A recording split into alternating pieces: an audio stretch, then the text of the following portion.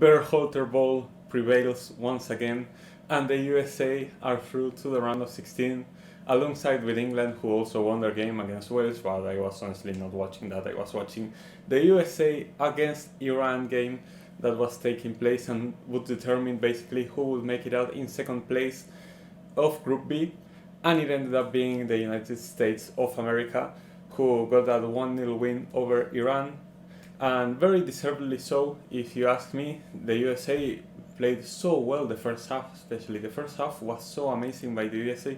Iran kind of underwhelming on the day, honestly, but USA was completely dominating that game. Anthony Robinson was completely owning the left side of the pitch. He was balling out, making so many recoveries, stretching open the pitch to then allow space for his teammates. Weston McKennie was making a lot of good passes. Tyler Adams was amazing once again. Serginho Dest made a few runs from the right hand side. And yeah, it was a great team effort.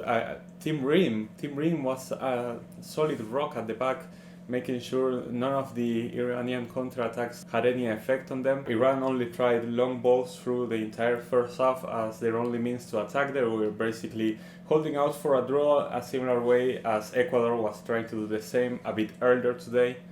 And yeah, you could tell it really didn't work out for them. Iran couldn't hold possession for more than 10 seconds. Once they got the ball back, they would lose it instantly, either to Anthony Robinson or one of the midfielders of the USA, like Tyler Adams, who was having a great game.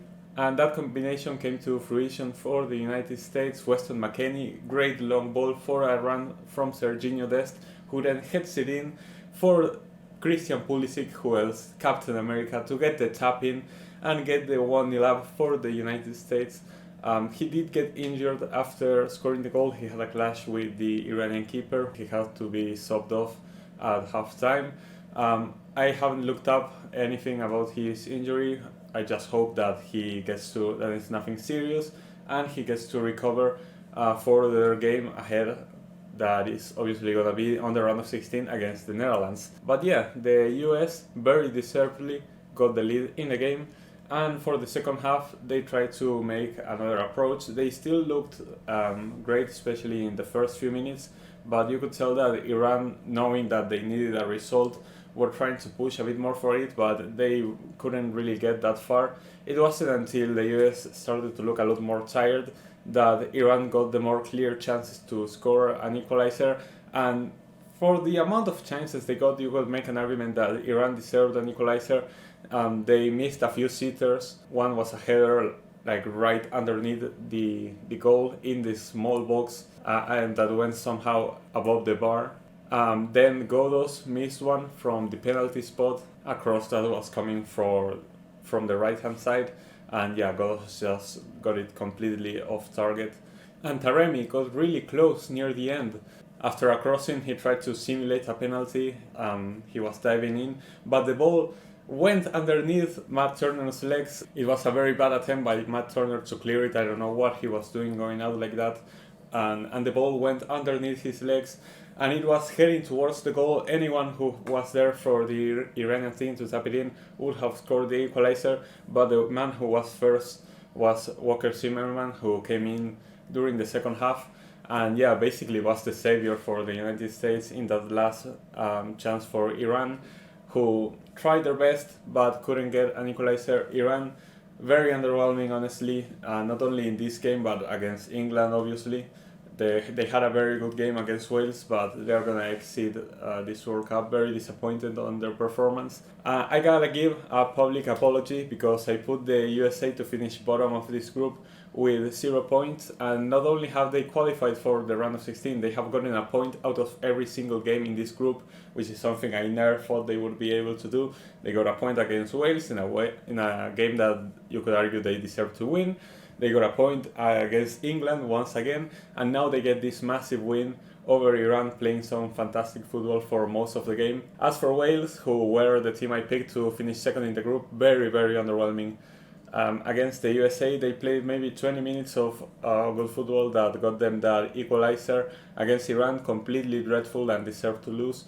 And now against England, sure, I didn't watch the game, but I think it's fair to say that they didn't show up against England either. So yeah, I gotta give a public apology for getting into the Wales hype train and for not trusting the USA vibes, the vibes that Berhalter brought to this tournament, who is now gonna move to the round of 16, and it's gonna have to play some of that football that we saw in the first half against Iran if they wanna have any chance against the Netherlands.